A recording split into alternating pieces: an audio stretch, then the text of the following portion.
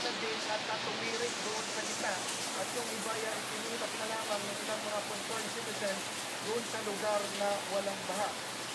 Dahil dyan, Corina, ay wala na yung makadaan yung mga papunta ng Baguio ay minsan sakyan ay walang makaalpas dyan sa nasabing baha na yan.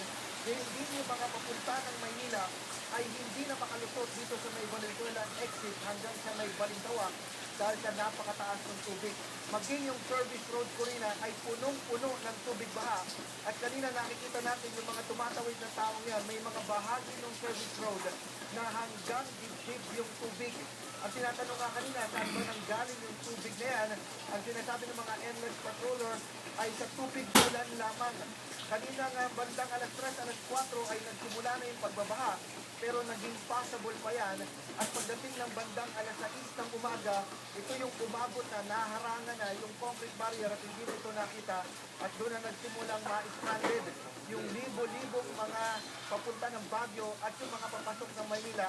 Simula pa kaninang alas 6 ay alas 2 na ngayon, Corina, hanggang ngayon ay naroon pa rin sila.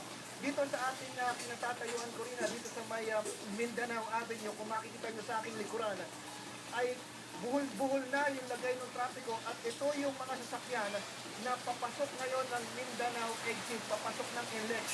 Kanilang sinara na lahat ng mga exit points at entry points ng North Luzon Expressway para hindi na magkumpul-kumpulan pa ng kahabaan ng LH dahil bukod ko rin sa Valenzuela ay matindi na rin daw yung pagbabaha doon sa may bahagi ng Marilao at sa may bahagi ng Bukawi, Bulacan ay hindi na rin passable yung kahabaan ng North Luzon Expressway.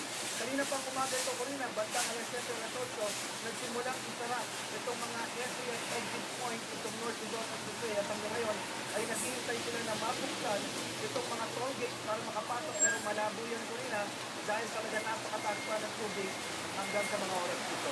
Corina. O, ngayon lang yata nakita na ganyan kataas ang tubig sa Quezon.